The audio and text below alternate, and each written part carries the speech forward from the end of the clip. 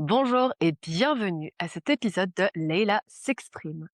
Aujourd'hui, j'ai la chance et je suis heureuse d'accueillir pour la première fois la première invitée, qui est Zoé Blanc-Scuderi. Et du coup, je vais l'introduire, mais avant de l'introduire, qui est donc cette magnifique personne que j'ai la chance d'avoir pour cette interview, j'ai envie de poser en fait le cadre de cette discussion, puisque c'est la première fois que là, ça va se passer. Et le cadre, c'est que c'est une discussion authentique. Une discussion où Zoé ne connaît pas les questions. Et du coup, elle a le droit de dire oui, elle a le droit de dire non. Et elle peut se dévoiler au degré qu'elle le souhaite. Et moi, je vais, comme pour ce podcast, c'est vraiment dévoiler, en fait, autant les parties plus sombres que justement les parties plus lumineuses. On verra où va aller cette discussion. Donc, merci d'être là. Et donc, Zoé Blanc-Scuderi, elle est sexologue. Tu es sexologue. Tu es directrice de Sexopraxis, qui est un centre pluridisciplinaire à Lausanne. Et tu es aussi thérapeute pour couple. Donc, bienvenue pour cette discussion. Merci Lila. Ah, la raison pourquoi je t'ai invitée, surtout en tant que première invitée, c'est que pour moi, c'est que t'incarnes en fait localement, ici en tout cas, parce que comme j'ai été nomade, j'ai un peu regardé mais qui fait quoi en Suisse romande, et clairement Sexopraxis, c'est l'acteur, l'actrice pour moi principale en fait dans tout ce qui est autour de la sexualité. Et en tout cas pour moi, de ce que j'ai pu tâter, et du coup j'ai trouvé juste génial ton centre Sexopraxis, rien que le nom, je trouve ça génial. Et en plus de non seulement avoir créé un centre que même si je le connais pas plus que ça personnellement, je peux le voir, je peux toucher, connaître, enfin, je connais quelques personnes qui interviennent. Et en plus de ça, tu es juste une belle personne que j'ai eu la chance de croiser à différents ateliers. Tu es venue à certains de mes ateliers aussi. Et donc, c'est autant en tant que qualité de directrice qu'en tant qu'être humain que je t'invite aujourd'hui. Et Bah, merci beaucoup. avec grand plaisir. Et la toute première question, et je suis contente parce que je vais pouvoir te poser plein de questions que je n'ai pas pu encore te poser. Mais qu'est-ce qui t'a mené à créer Sexopraxis? Quelle était peut-être cette flamme de base? Et aussi, donc je te pose 2 questions en un, comme ça tu regardes ce que Mmh. comment tu as envie de répondre. Donc pourquoi Sexopraxis? Comment ça s'est fait? Et surtout, quel est ton propre parcours dans la sexualité, dans le sens en tant que thérapie, en tant que créer un centre? Quelle a été cette flamme? Quel est ce parcours? OK, bon ça fait 2 grosses questions, donc je vais faire un peu, l'histoire.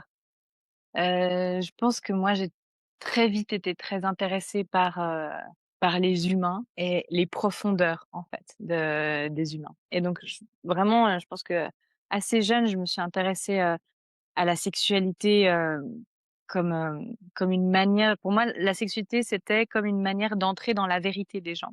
J'ai l'impression qu'il y a plein de masques, plein de rôles qu'on peut incarner dans notre vie, mais que dans la sexualité, on touche à quelque chose, de l'ordre, de l'essence, de la profondeur et cetera et je crois que cette intimité-là, cette profondeur-là, c'est quelque chose qui m'a toujours fascinée, chez les autres et donc du coup, je pense que ça, c'est un des chemins qui m'a amenée à m'y intéresser et puis, ça s'est beaucoup fait pour moi. J'ai beaucoup, travaillé, autour de la thématique du travail du sexe. Donc, pendant des années et encore aujourd'hui, je travaille pour plusieurs associations qui s'occupent, de protéger, défendre les droits, des travailleurs et des travailleuses du sexe. Et donc j'ai fait vraiment toute une partie de ma vie professionnelle au contact de ce public-là pour pouvoir aussi beaucoup, faire tomber les tabous puis déstigmatiser ce métier. Heu, Mmh. donc du coup, c'est vraiment ma porte d'entrée vers les questions de sexualité d'un point de vue professionnel et c'est fait par le milieu de la prostitution. Et puis, j'ai un de mes amis qui a fait son mémoire de fin d'études en sexologie sur l'accompagnement sexologique par des travailleurs et des travailleuses du sexe et qui faisait des comparaisons avec, ce qui se passait, dans un cabinet de sexologie, classique, on va dire ça comme ça. Et il arrivait à la conclusion qu'en fait, les prises en soin, les accompagnements avec, une partie pratique, étaient très efficaces, voire plus que que juste, enfin, disons que juste les aspects, disons, plus, psychologiques souvent qui sont travaillés, en sexologie. Et pour moi, ça a été une forme de révolution de valoriser, en fait, les compétences qui étaient mises en action, en fait, par les travailleurs et travailleuses du sexe dans leur métier. Et je me suis dit: «Mais en fait, ça serait incroyable de pouvoir créer une structure qui puisse allier à la fois un accompagnement plus, voilà, sexologique, classique, disons qui s'intéresse, à ce qui se passe en intrapsychique, dans la relation, dans les compétences, mais aussi une mise en pratique, en fait, pour pouvoir incarner ça, avec le corps. Et donc mon idée de base, c'était de créer une structure qui puisse, voilà, être pluridisciplinaire entre des sexologues et des travailleurs et des travailleuses du sexe. Donc ça, c'est comme ça que c'est né Sexopraxis. C'est avec, cette volonté-là. Hem Et puis, en fait, ça s'est ouvert plus globalement à se dire: «Mais en fait, il y a plein de manières de faire de la sexologie». En Suisse, le titre de sexologue, c'est pas un titre qui est protégé, ce qui fait qu'il y a aussi plein de chemins, pour les personnes d'y arriver. Donc il y a des gens qui viennent du milieu de la psychologie, il y a des gens qui viennent, je sais pas, du milieu de l'hypnose, du coaching, des soins infirmiers, de la psychotraumatologie. Il y a plein de chemins, en fait, qui mènent à cet endroit-là parce que finalement la sexologie, c'est un champ d'application. On va étudier, on va travailler avec la sexualité humaine, les sexualités humaines, mais les outils qu'on utilise, ben, vont dépendre, en fait, du bagage individuel. Et donc du coup, le projet s'est assez rapidement mué en une pluridisciplinarité plus grande. Et puis ensuite est venue l'idée de se dire: «Mais en fait, c'est pas juste apprendre à réparer les sexualités blessées et en souffrance, mais aussi de donner des clés d'empouvoirment, en fait, d'empuissancement», comme je t'entends dire, j'aime beaucoup ce mot, des clés d'empuissancement vers la sexualité pour donner, ouais, les moyens aux personnes, d'être profondément qui elles sont, sans honte, sans barrière, juste dans la beauté, en fait, de cette sexualité incarnée, dans l'amour, en fait, de pouvoir, avoir des relations qui conviennent vraiment à ce qu'on souhaite. Hem, donc c'est dans tout ça, si tu veux, qu'est né Sexopraxis et puis qui s'est transformé, qui continue à se transformer. Bon, ça fait déjà une longue réponse, mais C'est super, merci beaucoup Zoé. Ah, j'ai adoré parce que tu as quand même dit tout au début que pour toi, justement, la sexualité, c'était une porte d'entrée ou c'était une des façons d'être dans cette vérité Mmh mh. et j'adore juste ton parcours à travers le travail avec les travailleuses, travailleurs du sexe et cette façon de revaloriser et de montrer sur différents jours et les compétences que chacun, chacune amène. Mmh. Très pragmatiquement, est-ce que finalement tu as eu ou tu as encore des ateliers qui m pas que pour travailleuses du sexe, mais qui vraiment mêlent les 2? Genre, est-ce que ça t'arrive dans des séances, typiquement de simplement et de purement conseiller telle et telle travailleuse du sexe, par exemple? De Ah mettre oui, en bien lien? sûr. Mais Bien sûr, waouh! mettre en lien et on a fait plusieurs accompagnements où j'ai des personnes travailleuses du sexe qui ont des sensibilités particulières aux aspects thérapeutiques, parce que Ouais, toutes les travailleuses du sexe, le sont pas, enfin, je veux dire, enfin, ont pas forcément cet aspect thérapie, qu'elles ont décidé de développer. Et donc, oui, oui, bien sûr, on a fait vraiment des accompagnements. On se dit: «Ben, là, on fait la partie, disons, sexologique en cabinet, puis ensuite, bah, il y a une partie, qui se passe, avec une professionnelle de la mise en action, en fait, de la ouais. sexualité vécue». Hem, alors ça se fait. Après ça c'est pas forcément, c'est pas quelque chose qui est très fréquent parce que je pense que il y a quand même, pas mal de freins qui peuvent exister dans cette Mmh mise mh. en application. Puis c'est pas magique non plus. Mmh. C'est super pour les personnes qui n'ont pas forcément de partenaire avec, enfin, tu vois, des fois dans la sexualité, il y a des choses qu'il faut apprendre à faire différemment avec le corps, avec les sensations, apprendre à repérer des choses, et cetera. Et puis, ben, c'est sûr que quand on n'a pas de partenaire pour «s'entraîner» entre guillemets, Mmh. ben, le fait de pouvoir avoir quelqu'un, dont c'est le métier, bah, c'est vraiment très précieux. Donc oui, c'est quelque chose, qu'on est amené à faire, oui. Non mais Zoé, c'est génialissime. Tu sais que je ne savais pas cette partie de ton travail ou de ce que propose enfin, une des possibilités de sexopraxis et j'entends complètement que c'est enfin, le mot que j'utilise moi, c'est délicat. C'est délicat. Enfin, Mmh. moi-même travaillant avec la sexualité avec en individuel ou en groupe, il y a plein voilà, ça peut être très délicat à différentes façons donc enfin, j'entends là, que voilà, ça se fait mais et puis en même temps, ça demande, certaines mesures mais je trouve ça juste génialissime. Bravo, vraiment. Merci. Dans le sens où, ben, ouais, ça fait complètement sens, vraiment. Mmh. Une des questions que je me pose, puis je sais qu'il y a plein de gens qui se les posent aussi, c'est quand même, quelle est peut-être et peut-être qu'il y a des vagues, mais quelle est la raison la plus fréquente que les gens viennent te ou vous voir dans le centre? Alors, je pense que la réponse la plus large, c'est, de la souffrance. Je pense qu'il Ouais. faut être très clair, donc à Sexo Practice, on a une partie de nos activités, c'est vraiment de faire de l'accompagnement thérapeutique, heu, donc en individuel ou en couple ou, dans la constellation relationnelle qui se présente, et puis une partie qui s'appelle la Sex Academy où on a plein d'ateliers plus d'éducation sexuelle et relationnelle pour adultes. Comment je pourrais le résumer? Mais la plupart de nos activités, c'est avant tout un accompagnement thérapeutique, et en règle générale, faire une démarche d'accompagnement, ben, c'est le résultat d'un long cheminement de questionnement, de souffrance, de tentatives de solutions qui n'ont pas réussi tout seuls, qui n'ont pas réussi avec les moyens du bord, puis au bout d'un moment, les gens viennent parce qu'ils ont besoin d'aide. Mmh. Donc je dirais que la première porte d'entrée, c'est: «Ça va pas et j'espère, je pense, je souhaite que ça aille mieux pour moi ou pour ma relation». Mais ça, c'est voilà, ça c'est je pense que c'est toutes les personnes qui font du soin, en réalité, Ouais. qui a ça.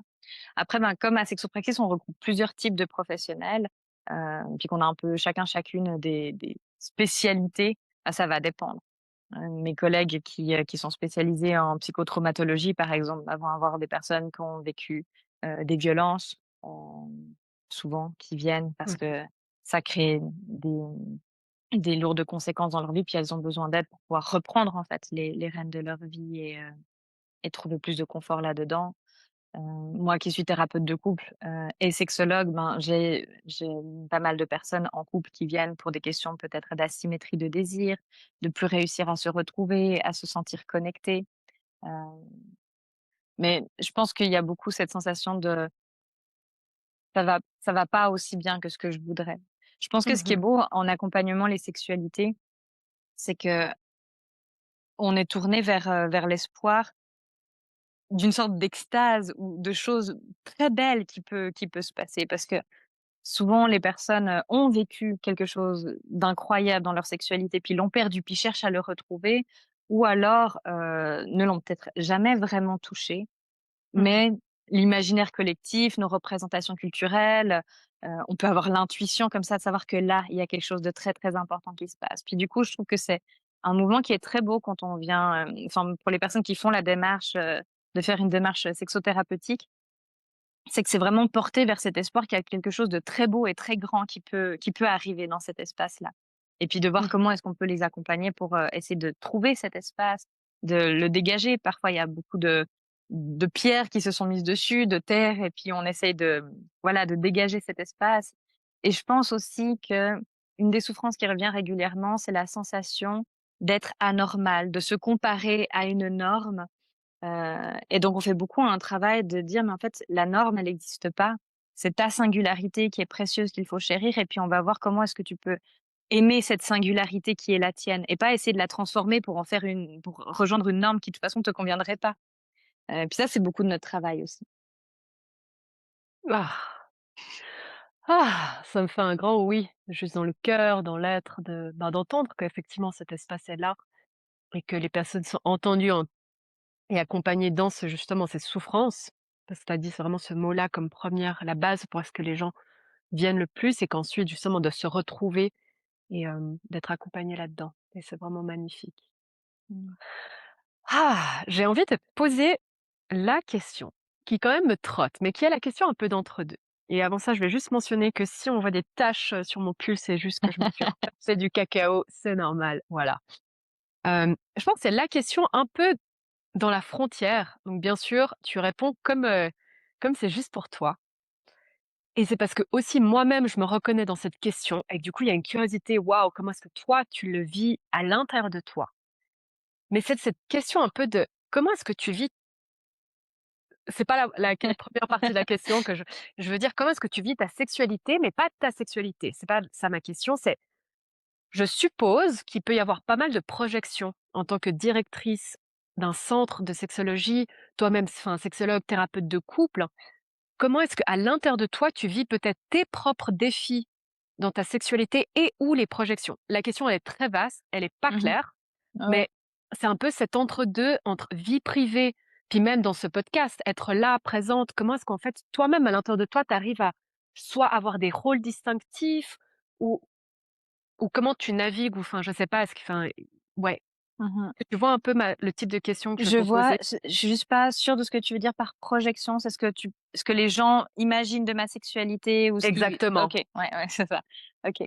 Ben, bon alors Genre, les est-ce pro que ta sexualité est ton couple est parfait? On le enfin, je sais que non, puisque je sais que c'est ce que les gens s'imaginent de moi, que tout est passion constante et tout ça. Mmh mh. Heu, mais ouais, curiosité. Enfin, il y a Mmh. pas, y a c'est pas une vraie question, mais Ouais. tout te vient Non par mais rapport à ça. bien sûr. Hem, bon je pense que j'ai été, très préoccupée personnellement par des questions autour de la sexualité. Pour moi, la sexualité, il y a eu beaucoup de honte ou de justement de comparaison avec une norme. Enfin, ça a été, j'ai vécu dans mon parcours moi-même aussi beaucoup de solitude, ouais, de souffrance, je dirais, dans ma sexualité. Je pense que c'est aussi ça qui fait que je suis arrivée à me dire: «Mais en fait, je peux essayer de faire une sorte de chemin de lumière pour d'autres parce que moi, je me suis sentie très seule face à certains questionnements, hem et en difficulté et du coup, j'ai eu l'impression de devoir un peu comme ouais, trouver une place où j'avais l'impression de pouvoir faire un truc chouette avec ça. Alors j'ai vécu des trucs très beaux dans ma sexualité, je pense qu'ils m'ont aussi amené à me dire: «Mais c'est extraordinaire ce qui peut se trouver là, il faut que tout le monde le sache, il faut que tout le monde puisse y arriver». Ça c'est sûr, j'ai eu les 2. Mais donc je pense qu'il y a un bout ça et puis je pense que le fait d'avoir parcouru ce chemin-là, ça fait que, je peux peut-être plus accompagner des personnes qui sont parfois dans l'obscurité, en fait, là autour. Mmh mh. Hem, donc je pense que ça m'aide. Après, c'est sûr que non, ma sexualité, elle est enfin, je pense que maintenant je suis beaucoup plus en paix avec ma sexualité. Je suis heureuse de ce que je peux, y vivre, y trouver, hem, partager avec d'autres. Je pense que c'est un endroit, ouais, c'est un endroit que j'aime habiter parce que je pense qu'il ramène à ce que je disais tout à l'heure, une forme d'essence, une forme de sacré, quelque chose, ouais, de très important pour moi. Mais forcément, alors je sais pas si c'est mon travail, si c'est, l'âge, si c'est les expériences, mais je pense qu'il y a aussi quelque chose qui se pose puis qui se tranquillise avec ça.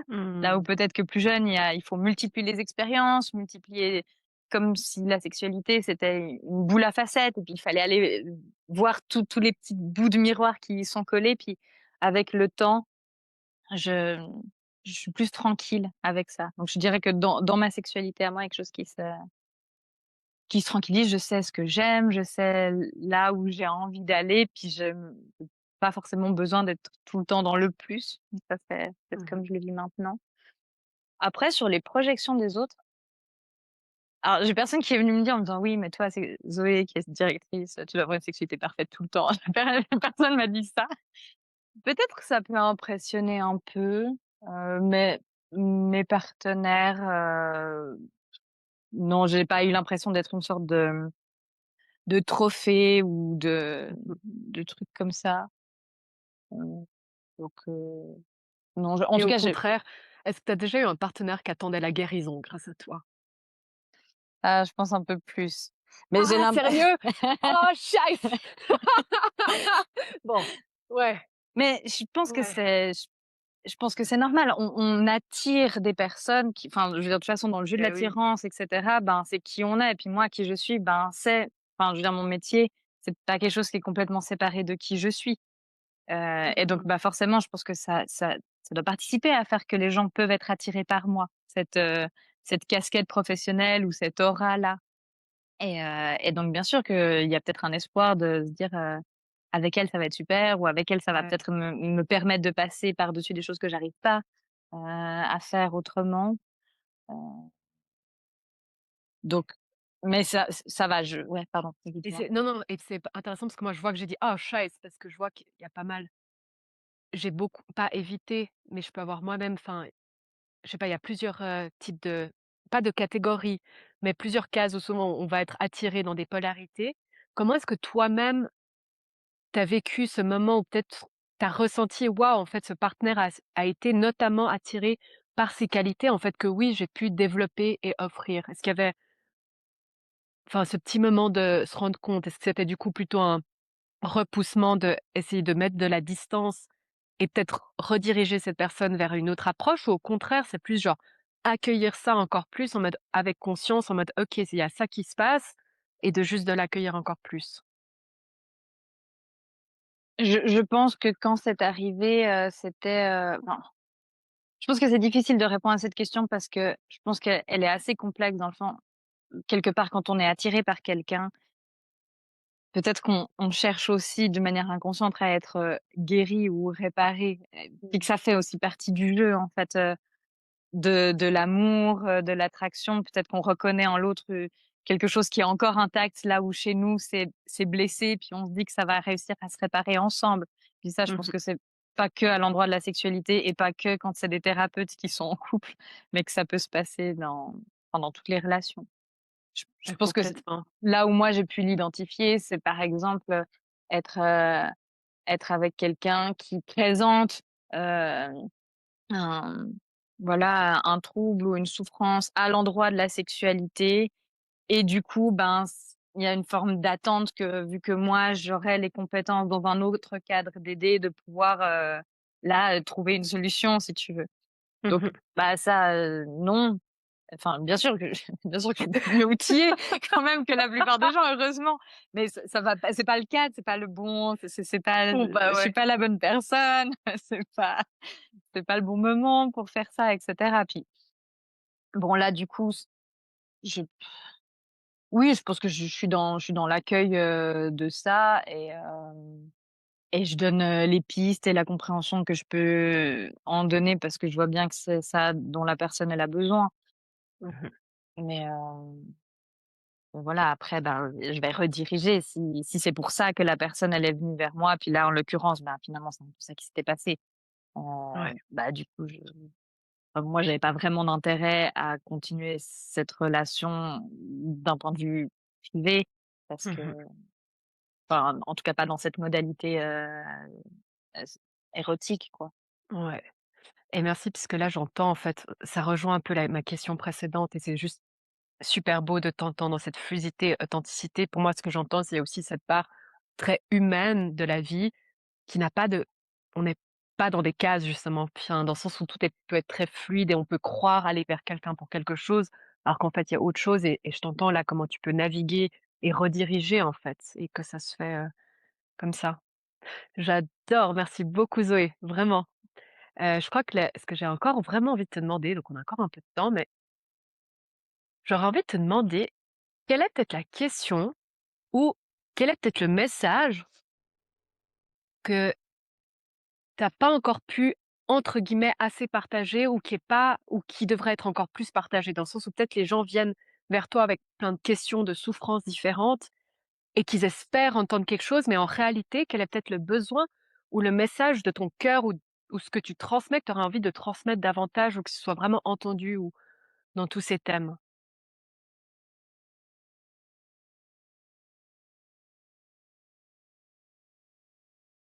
Je pense qu'il y en a pas un comme ça qui me saute plus comme ça, mais je crois que vraiment ce truc qu'il y a pas de normes et qu'il y a pas un chemin qui convient à tout le monde pour être heureux dans sa sexualité et que du coup, quel que soit ton chemin et ta voix, même si elle semble bizarre, même si elle semble pas comme ce que tu voudrais parfois, je pense que si c'est là, en fait, que ton corps, ton cœur, ton âme se sentent bien, ben, c'est là qu'il faut aller. Mmh. Je je pense que c'est peut-être ça, en fait, le la vraie voie, en fait, vers l'épanouissement sexuel. C'est un peu une réponse hyper cool parce qu'on aimerait bien qu'il y ait un chemin un peu tout tracé, ça serait plus pratique. Mais moi, ce que je vois, c'est que vraiment ce qui fait mal, c'est cette comparaison avec Mmh. quelque chose qu'il faudrait être ou vivre. Mmh.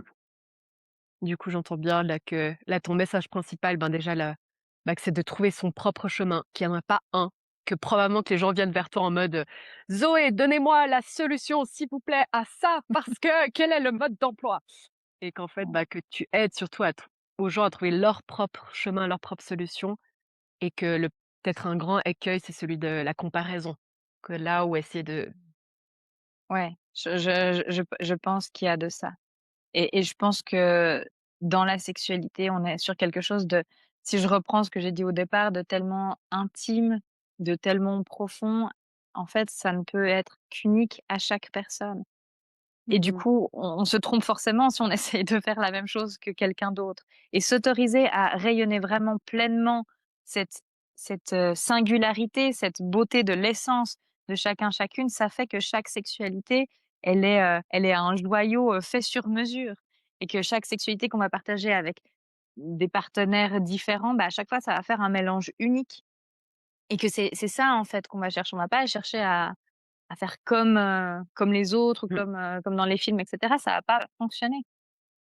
Et je pense que Mmh. vraiment, saluer cette nuance, cette couleur, unique en fait qui est en soi, je pense que ça, ouais, je vais plutôt encourager les gens à essayer de trouver ça, et puis quelque part d'être content, contente en fait, de la nuance propre de sa sexualité.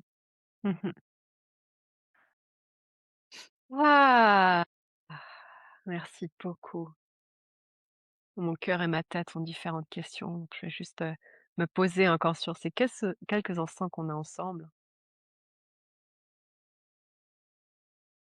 C'est drôle, il y avait une question qui me vient, mais j'ai l'impression qu'elle, c'était pas du tout là où je voulais y aller, mais je vais quand même y aller, rien à voir, mais avec quand même maintenant, enfin, je suis curieuse, dans quelle mesure est-ce que ton travail est déjà touché ou pas par tout ce qui est lié dans le sens où clairement, bah, tout ce qui est pornographie maintenant je pense, bah, ça a clairement augmenté encore plus ces dernières années, puis l'impact. Mais est-ce que tu as déjà eu directement dans ton travail ou indirectement, est-ce que tu te prépares ou je sais pas, à cette montée de l'IA, mais aussi dans le sens de sexualité avec les machines, que ce soit avec il y a déjà poupées, maintenant ça fait des années, mais maintenant ça se construit encore plus. Est-ce que c'est quelque chose qui personnellement ou dans ton travail te touche, t'affecte ou tu te prépares que ça continue de se modifier? Comment est-ce que ouais, juste, je sais pas d'où Mmh. ça sort de nulle part, mais Mmh. quand même comme si je sais que ça peut être, Ouais. Alors bon, notre travail, concrètement n'est pas impacté, par l'IA, en tout cas pas en négatif. C'est-à-dire qu'on n'a pas moins de personnes, qui viennent nous voir parce qu'il y aurait les IA. Par contre, j'ai plusieurs personnes qui viennent me voir qui me disent qu'ils ou elles, ont parlé, entre les ah! séances, avec, ChatGPT ou une autre IA, et ce que je trouve hyper intéressant pour moi, c'est vraiment un outil qui peut être au service d'eux, parce que je pense que justement la sexualité, surtout tout ce qui concerne la fantasmatique, c'est vraiment quelque chose qui est très sensible, qui est très, très intime, qui peut être très, gênant. Il peut y avoir beaucoup de pudeur, là autour, et qui peut aussi créer beaucoup de souffrance. On n'est pas, maître, maîtresse, de ses fantasmes, et puis parfois il y a des fantasmes avec lesquels on n'est pas à l'aise, puis qu'on aimerait pouvoir modifier, qu'on aimerait pouvoir, enfin voilà, qui correspondent un peu mieux à ce qu'on a envie de vivre. Et du coup, là, j'ai vu qu'avec les IA, ça peut être, intéressant de s'en servir comme d'un outil de transformation. De dire, Mmh. alors après, ben, faut choisir l'IA, hein, parce qu'en termes, de confidentialité, on est quand même sur des matériaux très, très sensibles, donc Ouais. j'aurais rien à recommander là. Mais je pense que là, on pourrait avoir, un développement, un soutien thérapeutique qui pourrait être intéressant, de se dire: «Bah, voilà, par exemple, voilà, j'ai telle thématique qui reviennent, dans mes fantasmes, mais c'est difficile pour moi. Est-ce que tu peux me proposer des choses qui reprennent un peu ces thèmes-là, mais en adaptant un peu pour que je puisse me sentir un peu plus en accord avec, ce qui va m'exciter?» De faire un peu comme, ouais, pas de la rééducation, parce que le but, c'est pas d'enlever des choses, qui existent, mais d'amener de la souplesse, d'amener de la flexibilité. Puis parfois l'imaginaire, tu as parlé de pornographie tout à l'heure, ça c'est un des trucs qui fait que des fois l'imaginaire, bah, il s'appauvrit un petit peu, parce qu'on lui a donné Mmh. beaucoup à manger de la nourriture, voilà, très facile d'accès. Et remettre en fait, la machine de l'imaginaire en route, c'est pas facile, et pour le coup, ben, les IA, ça peut nous y aider. Donc je pense on pourrait s'en servir comme d'un outil thérapeutique, et Ouais, puis après, je pense qu'il y a plein de gens qui parlent déjà de leurs problèmes sexuels, aux IA, et si ça leur fait du bien, mais tant mieux. Et puis si ça suffit pas, eh bien, ils peuvent venir nous voir. trop bien. Là, je pensais notamment en particulier aux robots, enfin qu'il y avait Ah, une robot. il y a les nouvelles vagues de robots, en fait, mais Alors je me suis pas mal intéressée aux robots sexuels, et puis, j'ai vu, mais en fait, ce qui était intéressant, pour moi dans les robots sexuels, c'est que la plupart des gens qui les utilisent, c'est pas juste pour de la sexualité. En fait, c'est pour pallier des enjeux d'attachement et de solitude et Ouais, en fait, quelque part, bah, les IA comme il y a maintenant un genre, Replika ou d'autres chatbots qui sont vraiment je sais pas si ouais, on dit chatbot, hem, qui sont vraiment spécialisés pour créer de l'interaction, affective et érotique, avec les utilisateuristes et bah, moi, je pense qu'en fait, ça répond déjà à une souffrance. Si les personnes, elles ouais. ont essayé enfin, je pense que le lien, c'est un besoin essentiel pour les humains. Mais en fait, c'est aussi un endroit qui peut avoir été très abîmé par nos histoires de vie et qui crée beaucoup de souffrance. Et je pense que la solitude, c'est quelque chose de terrible. Et puis, si ça aide des gens à se sentir mieux, bah, tant mieux. Si il y a d'autres stratégies qui ont été utilisées avant, qui peuvent être utilisées, en parallèle pour essayer de se relier avec d'autres êtres humains et puis que ça rend plus heureux, ben, super et puis il y a des thérapeutes qui sont là pour aider. Mais si les gens réussissent à trouver leur bonheur et leur équilibre avec des robots, finalement, qui est-ce qu'on est pour juger, pour dire que c'est Mais mal, c'est quoi? ouais, ouais. J'adore cette perspective que j'avais pas pensé plus que ça, puisque c'est une question là et que je pense que c'est la seule fois où j'ai entendu parler de ce sujet, enfin vraiment, bah, c'était effectivement plutôt en mode, attention les robots vont remplacer les liens affectifs, les liens, sexuels et qu'il y avait plutôt un risque là-dedans et j'adore aussi cette perspective de juste rappeler, mais en fait, si ça peut aider à réduire la souffrance, ben, en fait, qui sommes-nous justement comme tu as dit pour juger, pour finalement accueillir, ce qui est à présent à faire? Mmh. Trop bien et est-ce que tu as si je te dis genre anecdote dans ton travail? Oh, ça, c'est difficile. Ça, c'est une question que les gens, me posent régulièrement. Tu vois, en termes de Sérieux? projection, ouais, genre: «Ah, c'est quoi les histoires les plus croustillantes? C'est quoi les trucs et Bah, tout?» pas forcément croustillant. Non, pas forcément croustillant, mais les trucs genre, c'est quoi les trucs les plus dingues que tu as entendus dans ton travail? Et je trouve que c'est vraiment difficile de répondre parce que comme moi, je suis en mode, enfin, tu vois, dans un cabinet de thérapie, c'est pas, tu pas du tout un mode, de jugement ou d'évaluation, il y a un peu tout qui est le bienvenu. Du Mmh mh. coup, bah, j'ai un peu du mal à me dire: «Ah tiens, ça c'était, plus fou que quelque chose d'autre».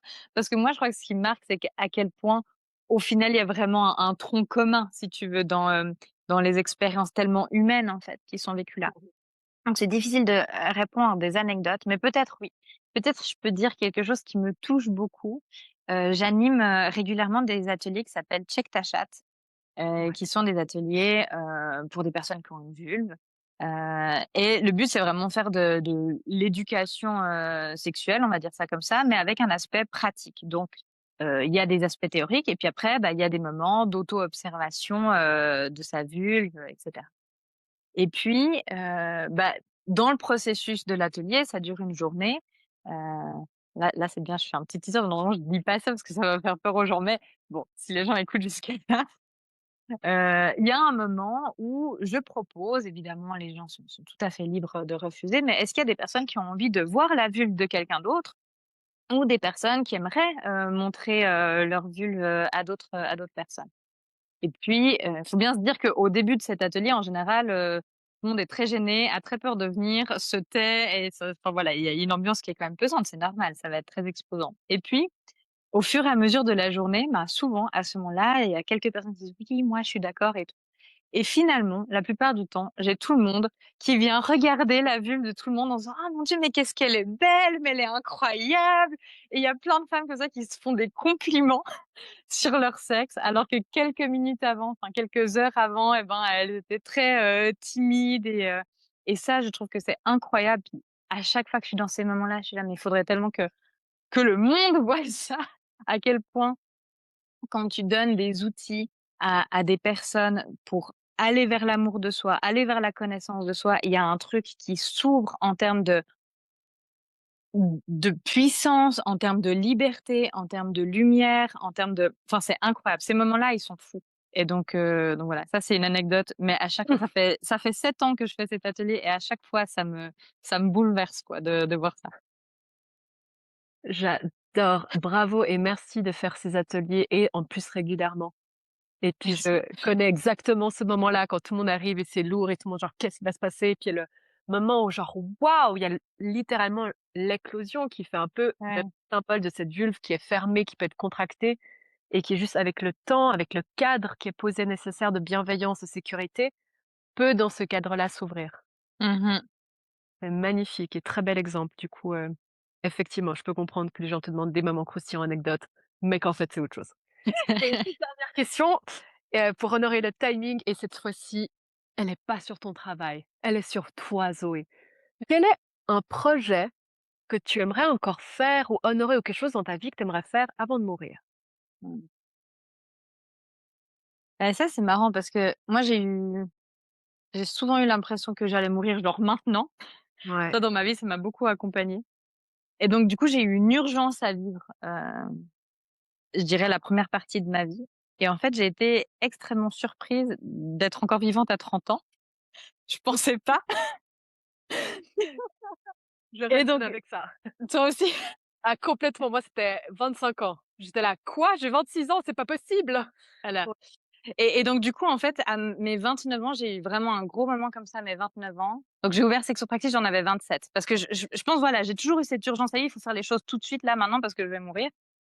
Et puis à 29 ans, ça a été vraiment mais merde, enfin j'ai fait, si tu veux, la liste de toutes les choses qui étaient importantes pour moi de faire avant de mourir et je me suis rendu compte que je les avais déjà faites, que je les avais déjà vécues. Et du coup, quelque part, ça m'a soulagée parce qu'à partir de 30 ans, je me suis dit: «Mais en fait, ce qui était essentiel pour moi de vivre avant de mourir, eh ben, je l'ai vécu». Et à partir de maintenant, je n'aurai plus que du plus. Je n'aurai plus que des rêves, mais je n'aurai plus l'essentiel absolu, à accomplir. Et donc du coup, en fait, je n'ai plus de to-do list absolue avant de mourir parce qu'elle a déjà été faite à mon avis. Et du coup, ce qui est assez chouette, c'est que maintenant, bah, je peux me laisser surprendre. En fait, maintenant, j'ai des choses qui m'arrivent, des choses que je vis, que j'aurais jamais pensé, rencontrer dans ma vie, qui faisaient pas partie de mes plans.